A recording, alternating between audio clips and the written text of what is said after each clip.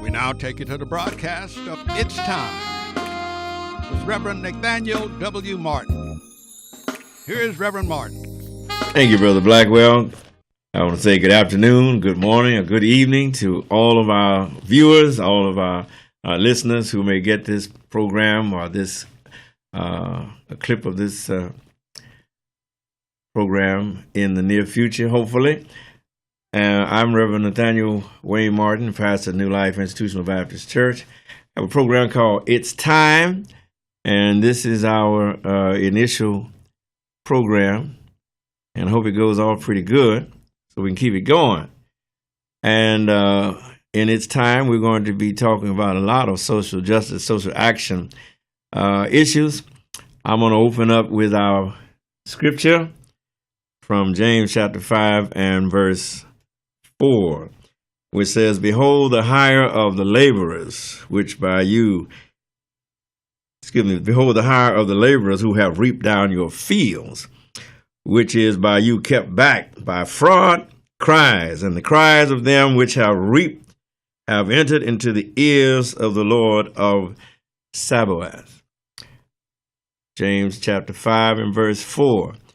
So we're here for the working man and woman all around the world, especially here in Los Angeles. We've worked on the $15 an hour minimum wage here in the city, and we're able to have gotten that started and established, and we're moving on. And that's just sort of my interest. I'm interested in helping my fellow brothers and sisters, trying to make a difference.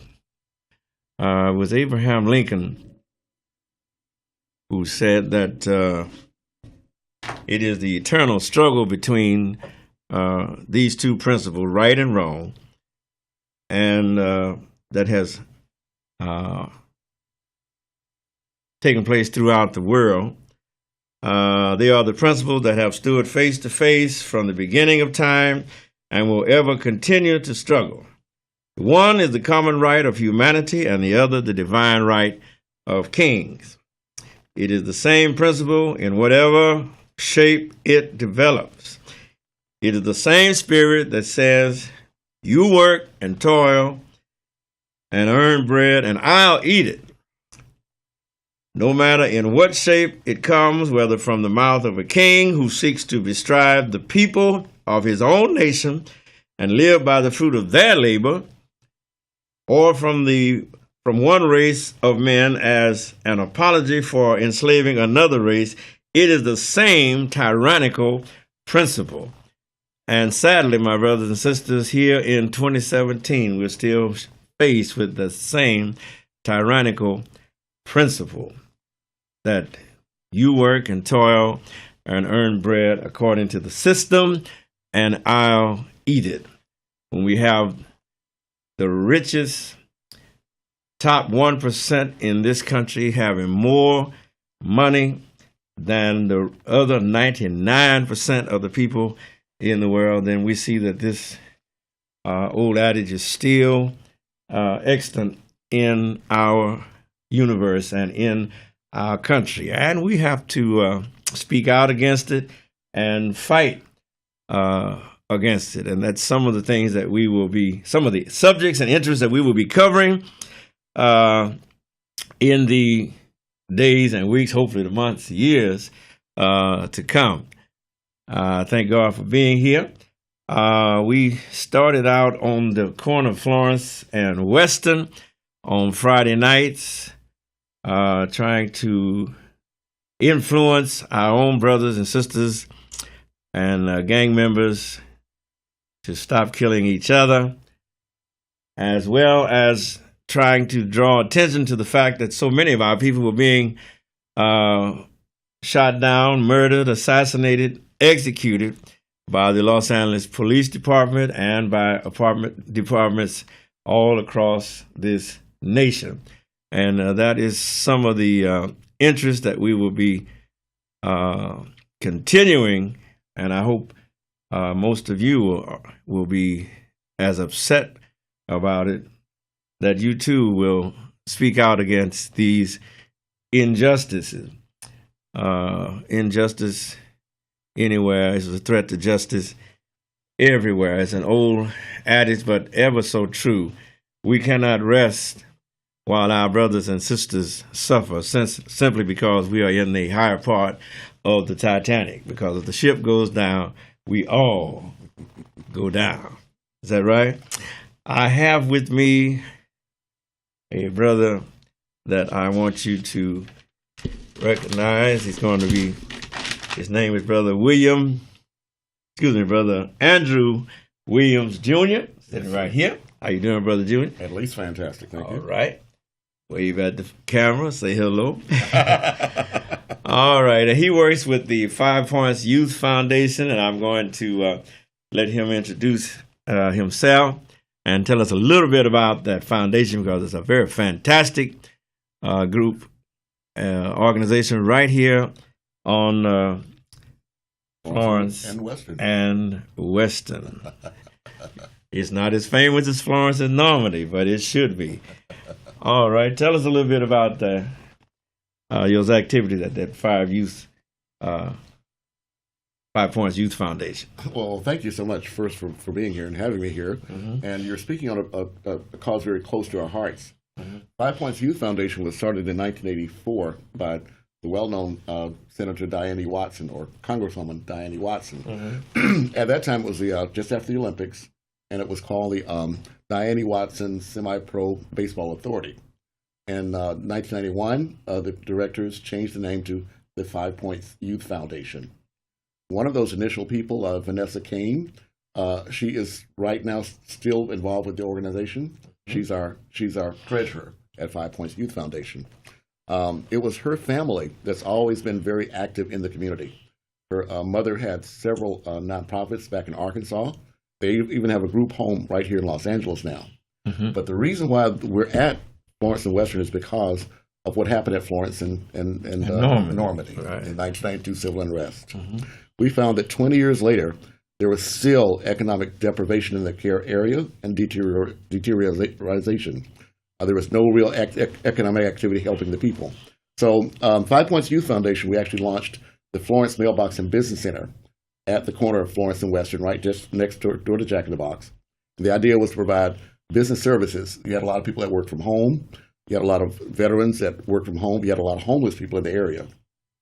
They needed a safe place to get their mail, to be able to get it if they were working from home. They could use that as their business address. So it helped them to begin to develop economic activity in our community. That was in 2012.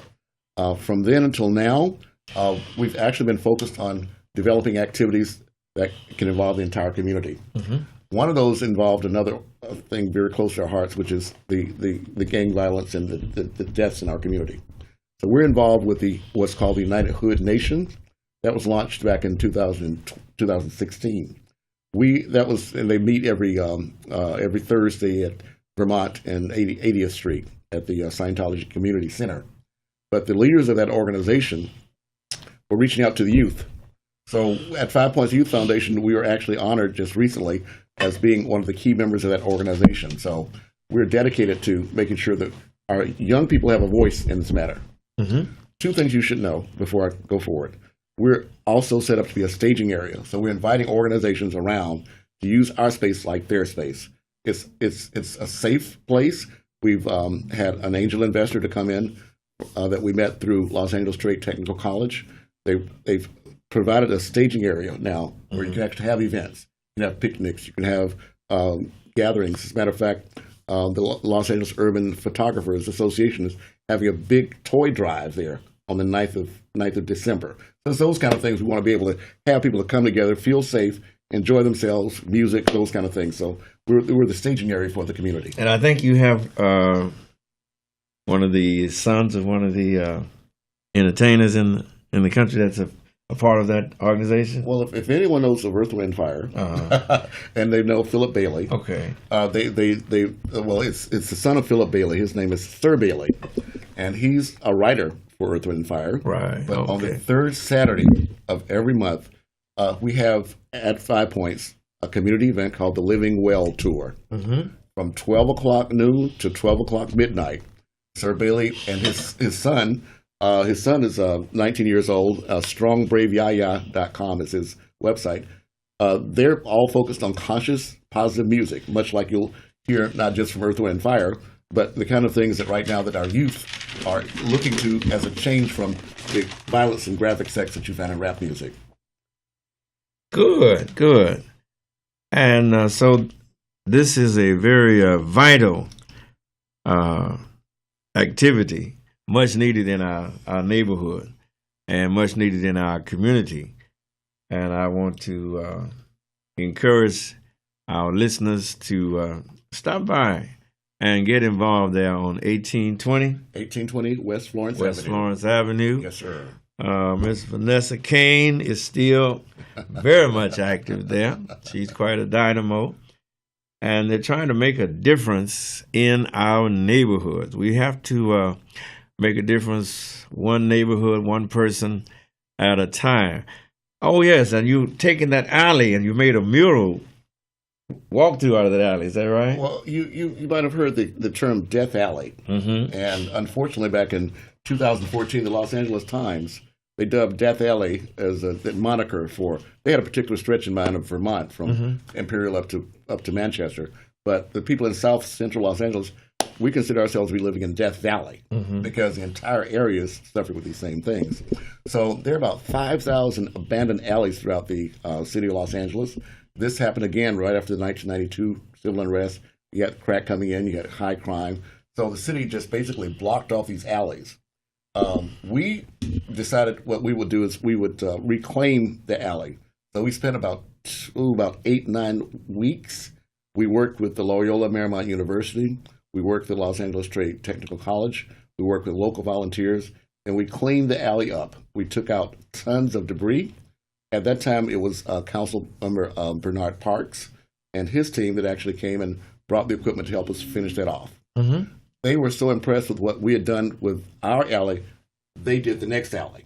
So we already had a community beautification program started back in 2012. It's still continuing now.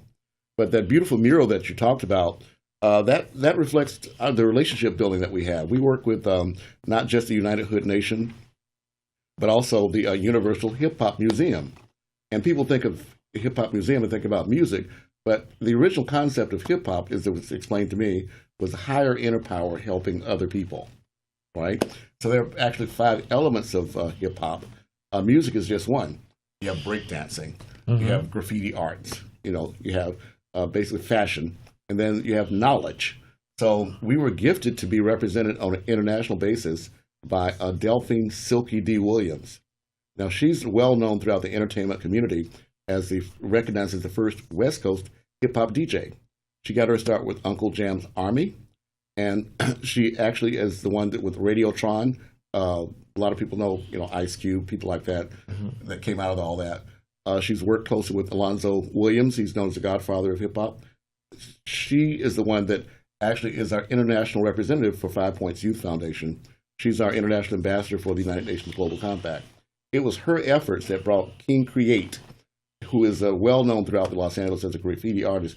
He brought out 75 graffiti artists on one weekend, and I would have to estimate that they've actually created maybe $100,000 worth of graffiti art in that alley that's available for the community to come and enjoy. And can see. Yes.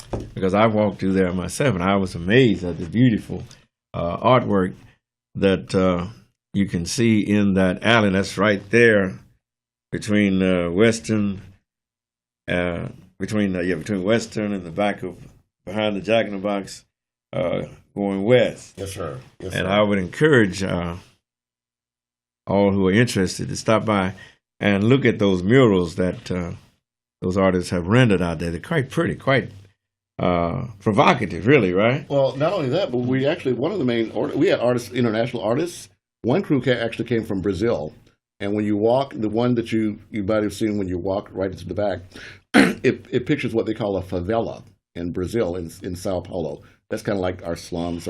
But if those people that might remember Michael Jackson and doing a song, They Don't Care About Us, all those images are what inspired these people to use 5 Points Youth Foundation as a place to create this mural. And it represents us, our we by us. The fact that the black artists are the ones that have to be in control of the images that are put out there. Mm-hmm. So they highlight women because it's their viewpoint that the black woman is the most vilified person on the earth, but also the most beautiful and most powerful person on the earth. So they created a mural with a prominent feature of a black woman that they use and create all over the world. So we're very inspired by that. They're called Grupo Opti is the name of that group, Grupo Opti. Very good. I want to remind our listeners that, or hearers, that we are viewers. We got viewers now. Yeah, we got viewers now. That Ezell Ford was killed over on 65th and Broadway about 2 or 3 years ago, and the police officers were found not guilty. And I don't know if you've been watching the news at the degree of police brutality that's being exercised against the general public. And it used to be exclusively exercised against black people, but now you see that same brutality being exercised against even white people. I saw a white man get choked to death right there in Orange County. It was on the news, and the police officers were found not guilty, justifiable homicide. And these type of activities are going to lead to more and more unrest in our communities over time, because injustice can only be endured so long, and then there's always going to be a reaction, and I'm afraid it's going to be a violent reaction. And what organizations like yours and organizations like mine are gearing up to do is to try to make changes while there's time to make changes, to improve the attitudes of law enforcement and the people that want to be law enforcement, because sometimes they're worse than the law enforcement. Am I right? we found that to be true. That was one of the topics at the United Hood Nation. We had 1,500 people to come out, and the community asked for 3 things. They asked for first peace, and they asked for jobs, and they asked for education. But the first thing they asked for was unity, because they felt like there was not just gang banging between the Bloods and the Crips, and between the police and the gangs, but also in the churches and the religious institutions, denomination against denomination, et cetera. So the community said, well, let's first have unity, and then we can build on that. So what you're saying is very, very important. It really requires us to first understand that we're all in this together. Right, but we cannot wait until we get unanimity, because by then the forces of ill will have been far more successful than the so-called forces of good. Okay. You have to get well-meaning, well-intentioned, motivated people together and start. And because remember, the civil rights struggle was not 100% unanimity. Agreed. Not 100% unity. You had a lot of people from churches on down that were against changes. Yes. Matter of fact, the president of the National Baptist Convention at that time was against Martin Luther King Jr. So you can't wait for unanimity to go and make changes in the society. Yes, sir. Because if you get enough dedicated people, small group or large group, that are willing to be vocal, as they say, put their bodies against the gears of the machine, then you can begin to bring about change. After all, they put Trump in office. I didn't vote for him. Did you vote for him? That's what a dedicated few can do. You see, we are suffering under that right now. We're not all united. We're not all Trumpites. I know I'm not. But if you get together and organize and unify and press ahead, then you can bring about the change that you want to see. Yes, sir. Now our job is to bring about the change that we would like to see. Yes, sir. In these United States of America. Is that right? Because we've never lived up to the maxim of Dr. King that we would one day sit down at the table of brotherhood as sisters and brothers. We haven't done that yet. Right. We've sat down to all manner of tables, but we've yet to sit down to the table of brotherhood. Isn't that right? Yes, we sir. can gamble, we can drink, we can chase women together, chase men together, but we have yet to sit down at the table of brotherhood and make things, make the necessary changes that life could be improved. There are too many homeless brothers and sisters under the freeways and on the sidewalks of our cities. Right. The complexion, even the complexion of the homeless now is changing because the job situation is not only affecting black people, African Americans, but now it's affecting what? Even white people. The entire mass of people is finding themselves wondering, how am I going to provide for my family when I can't find work? Right. Is that right? Yes, sir. And these things are some of the motivating factors. I know the president is saying that he's going to bring jobs back, but I haven't seen him bring one back yet. Not one. For all of that rhetoric, I haven't seen one job come back from overseas. Right. Have you? No, as a matter of fact, that's where we are in South Central Los Angeles, as you might know or may not know. They don't even have statistics about the economic development in South Los Angeles and how that has a global impact. You know, we have 40% of the America's imports come in through the Port of Los Angeles, Long Beach, LAX, and the United Job Creation Council just 3 years ago invited us out, and the head of the Los Angeles Economic Development Corporation said there's not enough statistics to even show a blip. So you're right. We haven't had jobs that are coming back. And we don't want our people to become marginalized in this whole rush to grasp what's left. We're sick of crumbs. We need the bakery. We need the field, the farm, where the wheat and the corn is grown, so that we no longer scrambling for the crumbs, for the leftovers. Yes, sir. Because the time is becoming critical. That's why we named this program It's Time. Because if the so-called good people like yourself and myself don't not only speak up, but begin to pull on the levers of commerce to make a change, we are all going to be bypassed and marginalized. The only thing to be left for us is the prison and the jail cell or the grave. And that's not that's not anything to look forward to, put it that way. Right.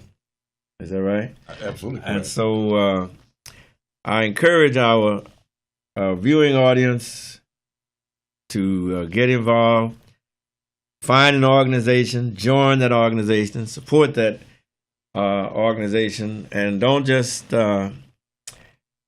be a follower along. Make some suggestions, make some recommendations, speak up, because when you see things going haywire or going sideways, then we have an obligation not to just go along, because silence is still consent. You may not have said anything, and that within itself was consent. Isn't that right? That's why people are speaking out against the policies of this administration and speaking out against this loss of jobs and this marginalization that is occurring not only here in Los Angeles, but it looks like all across this country. And when Hurricane Katrina occurred, even the President of the United States at that time had to speak out against the legacy and the effect of racism had on the black people there in New Orleans. They had no business being down in the Ninth Ward at the foot of that base of that dam or that levee, other than the fact that that's where the slaves were originally put. Right. And that's where the in the Jim Crow years, that's where we were forced to live.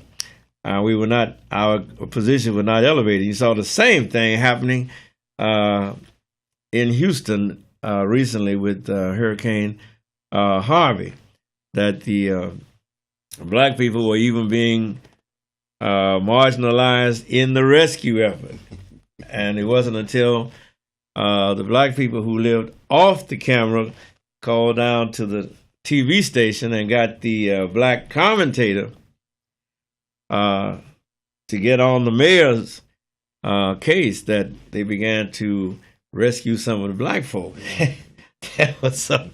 But at first it was all in Maryland, which is light bread.